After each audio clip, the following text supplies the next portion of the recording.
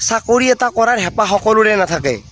সেইখিনি ল'ৰা ছোৱালীৰে চাকৰি এটা কৰাৰ হেঁপাহ থাকে, যিখিনি ল'ৰা ছোৱালীৰ ফেমিলিটো দুখীয়া ফেমিলি, মানে মধ্যবিত্ত ফেমিলি, লগতে নিজৰ দেউতাৰ টকাৰ পইচাৰে চলিব মন নোহোৱা ল'ৰা ছোৱালীকেইটাই চাকৰিৰ মাথা মাৰে সৰুৰ পৰা।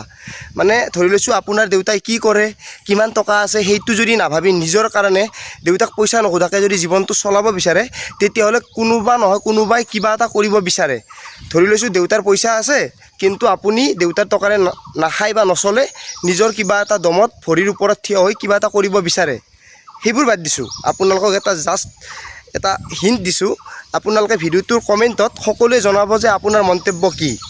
শুনা পাই আছে এইকেইদিন, যিসকল ঘৰৰ দুখীয়া আছে, মানে ঘৰত চাকৰি নাই, তেওঁলোকক কি কৰিব, 10 নম্বৰকৈ এক্সট্ৰা দিব। সেইটো এটা মন্তব্য আপোনালোকে নিশ্চয় শুনা পাই আছে। সেই 10 নম্বৰটো কোনে পাব? যাৰ ঘৰত টকা পইচা নাই বা মানে চাকৰি নাই, বিশেষকৈ চাকৰি নোহোৱা ল'ৰা ছোৱালীখিনিয়ে 10 নম্বৰকৈ এক্সট্ৰা মাৰ্ক পাবলৈ সক্ষম হ'ব। এইখিনিতে মই এটা কথা কওঁ, মোৰ ঘৰত মানে একদমেই অৱস্থা বেয়া। মোৰ ঘৰত চাকৰি নাই, আৰু মই যিমান কষ্ট কৰি আছোঁ আপুনিও সিমানে কষ্ট কৰি আছে। হয়তো মোতকৈও আপুনি বেছি কষ্ট কৰিব পাৰে।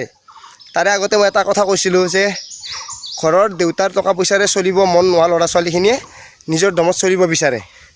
সেইটো কথা এইকাৰণেই কৈছোঁ, কিছুমান ল'ৰা ছোৱালী চাকৰি কৰক বা নকৰক, পাওক বা নাপাওক, তেওঁৰ দমত চলাৰ কাৰণে সৰুৰ পৰা কষ্ট কৰে, আৰু সেই কষ্টৰ ফলটো পালে ভাল লাগে।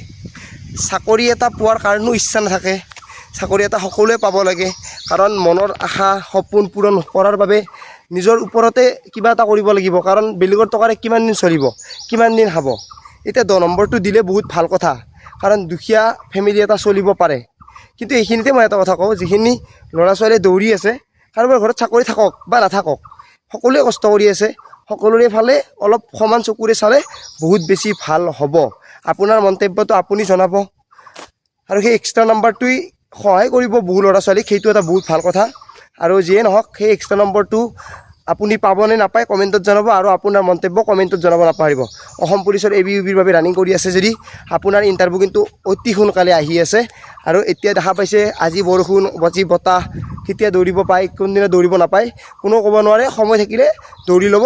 ভিডিঅ'টো সকলোকে শ্বেয়াৰ কৰি দিব নাপাহৰিব। আজিলৈ মানে পুনৰ লগ পাম আশাৰে, মই জিতুমণি। জয় আই অসম।